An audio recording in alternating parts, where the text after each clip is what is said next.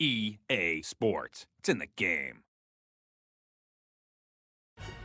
What's going on, guys? Eric Gray here from EA Sports, and today I'm going to walk you through custom playbooks, but I'm not going to do it. I've got a friend with me, Mike Scantleberry, Associate Designer from the Central Gameplay team. What's going on, Mike?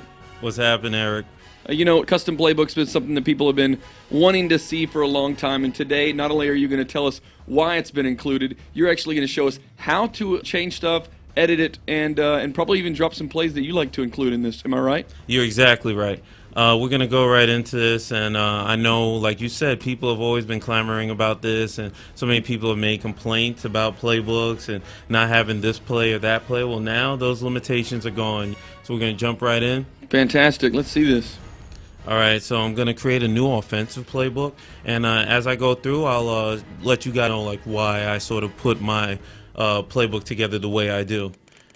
So I'm going to scroll over, and I usually use Northwestern as my base. Is there a reason why? I'm going to tell you the exact reason why. So when you're creating your playbook, you can view your playbook at first and see these formations come up, what you currently have, and in case you're just opening a playbook for the first time that you choose to use as your base. Now, as I go into add or remove formations, the first thing I like to do is hit Y. And what Y is going to do is it's going to clear all the formations that I currently have in the playbook. And so, as I alluded to earlier, the reason why I use this as the base is because when I get to shotgun over here, you're going to see that, so right here I hit Y on the shotgun, and it gives me that little prompt because I have certain plays that are audibles. The reason why I use Northwestern is because I want to keep those formations. So I just hit OK here, and then you'll see 5 wide trips. It has an audible. I like that formation in my playbook. You scroll down. I usually use some shotgun normal, as my base. So I usually pick trips over and trips tight end because I like those sets where you get a bunch of receivers over on one side, and then you sort of have the user on defense feeling like, okay, what's the action going over on the receiver heavy side? And then I motion a guy over usually before the play starts, which kind of gives me some insight to how the defense is setting up and certain keys I make pre-snap. And again, I also run this a lot, slot F wing, because I feel like having a fullback in your shotgun set, that's really big for being able to run the ball and pound it and use shotgun in a way that a lot of people don't use it. How many do you usually have? How many formations? How many plays? Usually I stay under 20, I'll say, when I create one. I get up to 20 sometimes, every once in a while. I'll have a different playbook for a different style, So. Does anybody up there on the floor run with like literally 5 or 6 formations? Like they know the handful of plays they're going to play the entire game.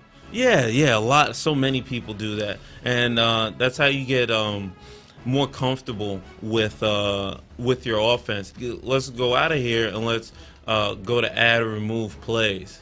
So you see here, you can look at every play that you're getting.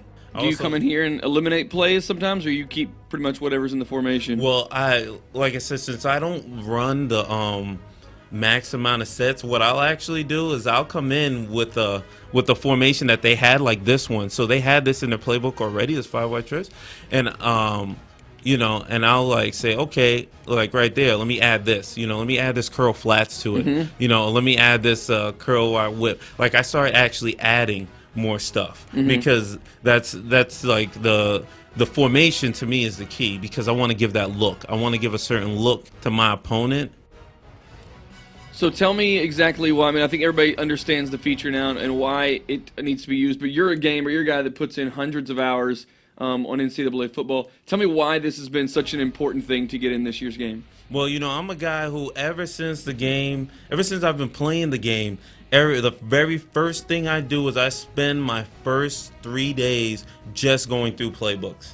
My first 3 days is only going through playbooks every day. I'm looking for playbooks and I'm looking for plays I like and a sort of set that I want to run, a kind of scheme I want to put together for this year. I kind of think about how I'm going to reinvent myself, how I'm going to reinvent my offense. Right. And, this now it's gonna be a lot shorter. I don't have to spend those 3 days now. Now it's just like if I like something, there's no longer that heart aching decision making that I used to have to go through. When you wrap it up, you just I usually just hit B to back out of it. You can hit left stick to save. I usually just hit B and you'll be prompted. You want to save it? Yeah, you want to save it, and after you have it saved, once you go into game per se, and you're gonna now whip out the brand new playbook you have. Just come up here, go to your playbooks, and you'll see that new user playbook. New user. That's just a default name on it. New user 1. Bam, you just go in game with that, and you'll be able to run all those awesome plays. Fantastic. Thanks again, Associate Designer for Central Gameplay, Mike Scantleberry, walking us through custom playbooks. Thanks, Mike. You're welcome.